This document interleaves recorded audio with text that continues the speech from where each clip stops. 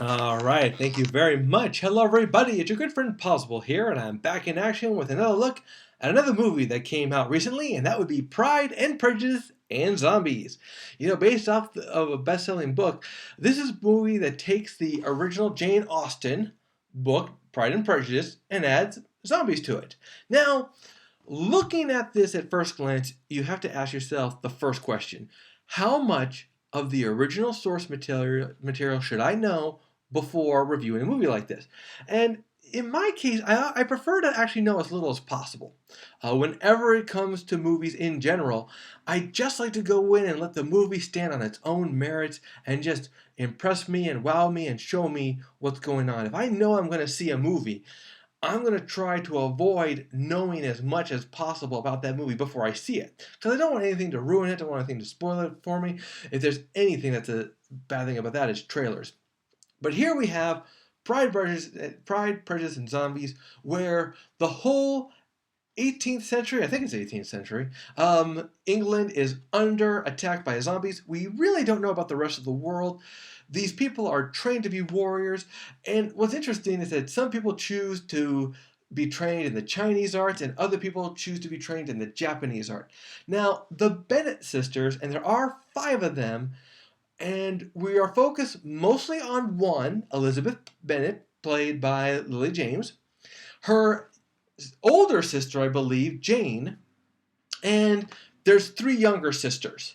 But for the most part, they're just there, which is a shame because they're really cute, but that's what they're known for. They're just known for being cute. This is a movie, after all.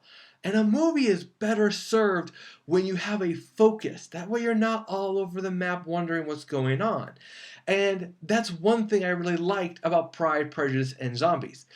It had a focus and it kept a really good narrative going. Do you notice this picture though? The movie poster ahead of you? Do you notice how nobody's really smiling? How nobody's kind of making a stupid face? They took this movie very seriously. This was meant to be a satire or a parody, but that said, it took it really respectful. In my opinion, they made sure they went out of their way to not discredit Jane Austen's work. They weren't here to make fun of the book. They were here to tell their version of the book with zombies. Now, and I believe that yes, there are moments where you could hear the people talking. Like there's one time when Elizabeth is having an argument with Darcy, and during that argument, they decide to duke it out.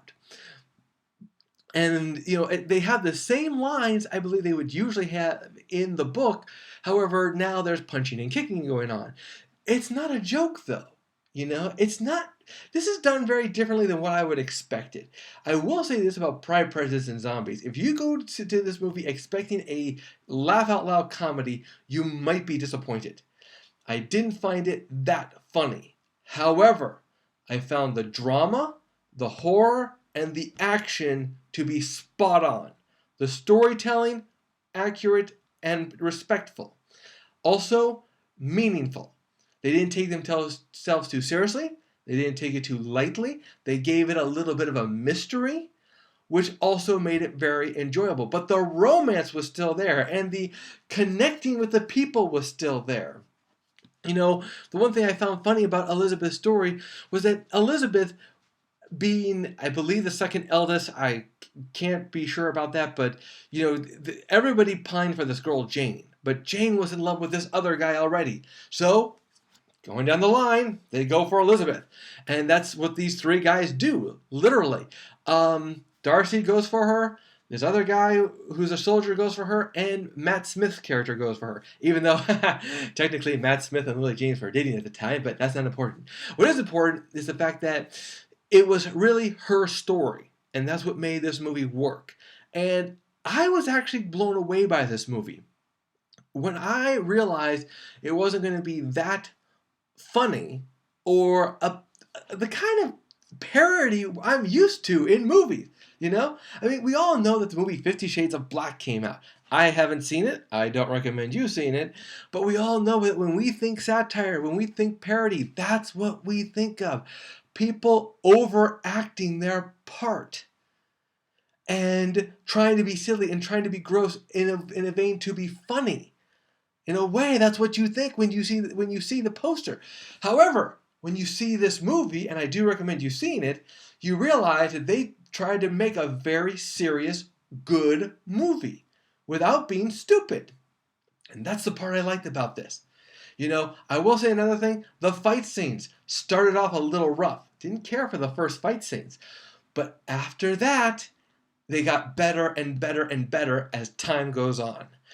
Pride, Prejudice, and Zombies, give it a chance. I believe it will surprise you. It's a solid movie. All right, guys, that's it for me for today. We'll see you at the theaters.